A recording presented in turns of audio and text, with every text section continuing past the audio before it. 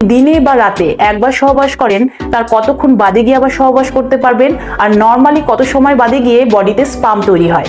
যখন আপনি কোনো পার্টিকুলার সেক্স পারফরমেন্স করেন, হতে পারে সেটা anal sex, oral sex, vaginal sex বা মাস্টারবেশন, তার জন্য কিন্তু স্পাম শরীর থেকে বীর্যের মাধ্যমে বাইরে বেরিয়ে আসে। আর দ্বিতীয়বার স্পাম তৈরি হতে অ্যাপ্রক্স 24 ঘন্টা লাগতে পারে। সবার যে একই সময় লাগে এরকম কিন্তু নয়। সেক্স এমন একটা জিনিস, না পারবেন এটাকে আপনি আপনার ইচ্ছা মতন কন্ট্রোল করতে, না পারবেন এটাকে আপনি পুরোপুরিভাবে ছেড়ে দিতে। এই সেক্স যদি আপনি কম করেন তাহলে আপনার বডিতে অনেক রকম সমস্যা দেখা দিতে পারে, যেরকম হচ্ছে আপনার টেস্টোস্টেরন হরমোনের মাত্রা কমে যেতে পারে, আপনার বডি টেম্পারেচার বেড়ে যেতে পারে, আপনার মুড খারাপ হতে পারে, আপনি ডিপ্রেশনে চলে যেতে পারেন, এমনকি অনেকের ক্ষেত্রে শরীর উইক হয়ে যাওয়ারও সম্ভাবনা থাকে। তো যদি আপনি দিনে বা রাতে একবার সহবাস করেন তার কতক্ষণ বাদে গিয়ে আবার সহবাস করতে পারবেন, আর নর্মালি কত সময় বাদে গিয়ে বডিতে স্পাম তৈরি হয়। যখন আপনি কোনো পার্টিকুলার সেক্স পারফরমেন্স করেন, হতে পারে সেটা anal sex, oral sex, vaginal sex বা মাস্টারবেশন, তার জন্য কিন্তু স্পাম শরীর থেকে বীর্যের মাধ্যমে বাইরে বেরিয়ে আসে। আর দ্বিতীয়বার স্পাম তৈরি হতে অ্যাপ্রক্স 24 ঘন্টা লাগতে পারে। সবার যে একই সময় লাগে এরকম কিন্তু নয়, আলাদা আলাদা সময় লাগতে পারে। কিন্তু একবার সেক্স করার পর যদি কিছুক্ষণ বাদে আবার আমাদের সেক্স করতে ইচ্ছা করে, সেটা কিন্তু ন্যাচারালি ফিল হয় না। এটা এর জন্য হয়ে থাকে, যদি আপনি পর্ন ভিডিও দেখেন বা কোনো উত্তেজনাদায়ক ফটো দেখেন বা কাউকে ইমাজিন করেন, তার কারণে হয়ে থাকে। আর এরকম অবস্থাতে আমাদের ব্রেনে একটা সিগন্যাল পৌঁছায়, যার কারণে আমাদের অ্যারাউজাল ফিল হয়।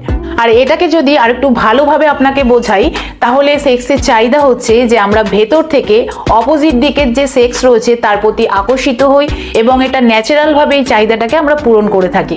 কিন্তু এটা আমাদের শরীরে দুটো ভাবে তৈরি হয়। এক হচ্ছে যে আমরা আর্টিফিশিয়াল ভাবে উত্তেজনা তৈরি করে থাকি, যেরকম পর্ন ভিডিও দেখে, কোনো রকম উত্তেজনাদায়ক লেখা পড়ে, শুনে বা ফটো দেখে আমাদের শরীরে সেক্সের চাহিদা তৈরি হয়। দ্বিতীয় হচ্ছে কোনো আর্টিফিশিয়াল জিনিস ছাড়া ন্যাচারাল ভাবে, মানে প্রাকৃতিক ভাবে সেক্সের চাহিদা বাড়া বা উত্তেজনা বাড়া।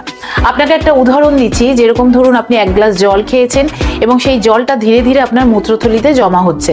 যখন আপনার মূত্রথলি পুরো ভরে যাবে, তখন গিয়ে কিন্তু আপনার ব্রেনে একটা সিগন্যাল পৌঁছাবে যে এবার এটা আপনার শরীরের বাইরে বের করতে হবে।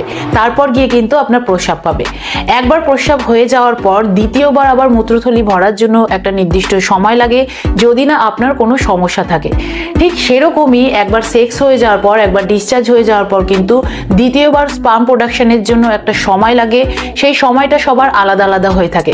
স্টাডি এটা বলে যে ল্যাটেন্সি পিরিয়ড, মানে একবার সেক্সের উত্তেজনা হয়ে যাওয়ার পর দ্বিতীয়বার আবার সেক্সের উত্তেজনা হওয়ার মধ্যে মাঝখানে যে গ্যাপিংটা রয়েছে, মাঝখানে যে সময়টা রয়েছে, সেটা কারোর 4 ঘন্টা হয়ে থাকে, কারোর 6 ঘন্টা হয়ে থাকে, কারোর আবার 10 ঘন্টাও হয়ে থাকে। তো এবার যদি আপনি আমাকে জিজ্ঞাসা করেন যে অনেক ছেলেরা তো দিনে 3 থেকে 4 বার সেক্স করতে পারে, তারা কিভাবে করে? দেখুন, যাদের অল্প বয়স, যাদের সবে মাত্র অ্যারাউজাল আসতে শুরু করেছে, যারা নতুন বিয়ে করেছে বা যারা নতুন রিলেশনশিপে রয়েছে, তাদের এক্সাইটমেন্টটা এতটাই বেশি থাকে, তাদের উত্তেজনাটা এতটাই বেশি থাকে যে ব্রেন সেই হিসাবে স্পাম প্রোডাকশন করে। আর মেয়েদেরও কিন্তু একটা পার্টিকুলার সেক্সুয়াল সাইকেলের জন্য অনেকবার অর্গাজম রিলিজ করতে পারে, যার জন্য তারা অনেকবার সেক্স করতে পারে। কিন্তু সবসময় এটা জানবেন যে যদি কোনো ছেলে একবার সেক্স করার পর দ্বিতীয়বার সেক্স করতে না পারে, তার যদি ইরেকশন তাড়াতাড়ি না হয়, তাহলে তার মানে এই নয় যে তার কোনো সেক্সুয়াল প্রবলেম রয়েছে, কারণ সবার ক্যাপাসিটি আলাদা আলাদা থাকে। তাই এটা কিন্তু একদমই নর্মাল ব্যাপার। আর যদি আপনি দেখেন যে একবার দুবার সেক্স করার পর আপনার ইরেকশন হচ্ছে না, মানে আপনার আর লিঙ্গ দাঁড়াচ্ছে না, তাহলে এই নিয়ে ভয় পাওয়ার কোনো কারণ নেই। এটা কিন্তু কোনো সমস্যা না। আর এরকমও নয় যে অনেকবার সেক্স করতে পারাটা বেটার। সায়েন্সে কোথাও এরকম বলা নেই যে আপনি কতবার সেক্স করতে পারবেন, কতবার সেক্স করতে পারবেন না।